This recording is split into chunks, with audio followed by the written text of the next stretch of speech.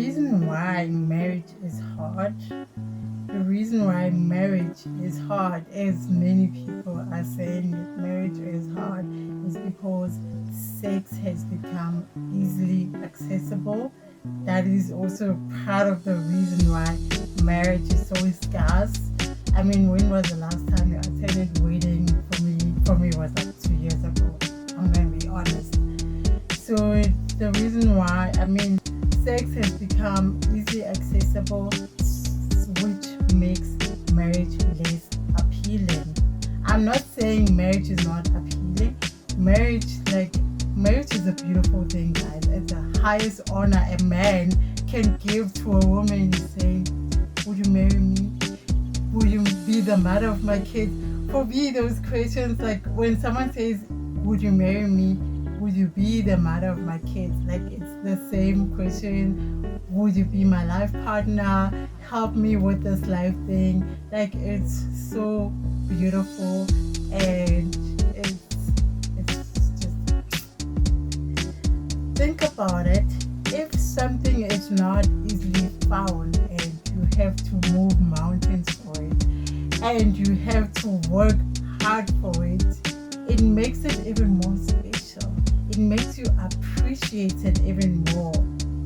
Don't you think like that's just beautiful when someone works hard for it? Someone works hard for you. Someone moves mountains for you. Someone pays lobola for you. Oh, by the way, for my non-South African viewers, there's a certain fee like the bridegroom pays for the bride, right? It's called lobola. So when someone pays lobola and they do all these things and the ceremony and they declare you in front of their friends and the law and God, they declare you as their life partner. Isn't that amazing? Isn't that just so beautiful and so special? Think about it, right? I mean, God created sex with marriage in mind. God created sex within the context of marriage, right? So if ever it does happen outside of the barriers of marriage, then it doesn't become anything special. Then it doesn't become anything interesting. So that's what makes sex special, when it's done in God's protection, when it's done in a marriage commitment, when your partner publicly declares you as the love of their life. Whereas if it's done outside the context of marriage, it can cause a lot of confusion. You feel used and you want like compensation from your partner because some way, something precious, or you gave away something very precious that you won't be able to get back. You gave away something precious to someone that you're not even married to. So outside of the parameters of marriage, sex can cause confusion. It causes obsession. It causes confusion. It causes obsession. It causes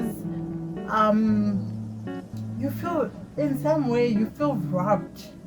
You feel like something has been taken away, and you do give away something that you'll never be able to take. So you're most likely to have all these different kind of feelings and emotions when you have sex outside of the blessing of God, which is marriage. And I'm not even going to go to the topic of soul ties and illnesses. I think you all know about that already, but we're still going to do a video about that. So in essence, what sex is, it is a commitment without the actual commitment, Because think about it, when you sleep with someone, you are making a commitment with them, because you are tying, you are in essence, you are tying the knot, but without God.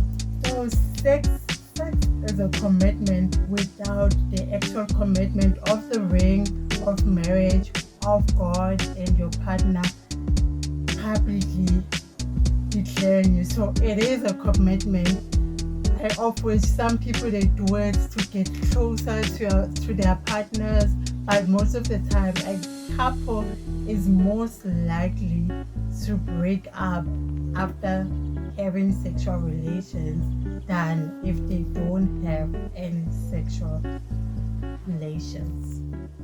So in closing, I'm gonna say something that's a little bit of a concern to me. Like our generation today, we do not know how to date without I think dating is a huge part of you finding the right person and going out on dates, and also finding out what you like in a partner, even if that relationship doesn't work out. So our generation, we don't know how to date without speaking to each other, and it's such a concern that more and more people, I think more and more people have sexual partners than people who are actually willing to get to know them, who want to know them for themselves and not for their bodies and not for whatever, you know. So in closing, it's never a good idea to get to know someone. I don't know what to think, with your throat off, you know. Like go out on dates. Like dating can be fun if people knew how to date, right? Because dating is simply for the purpose of collecting data and you finding out about the other person, you finding out what you like, and you trying to get the right partner. Not this thing that we do today of trying to get to know someone's private parts. So, all in all, I wish you guys the best during this dating journey, as I'm also going through it. And I hope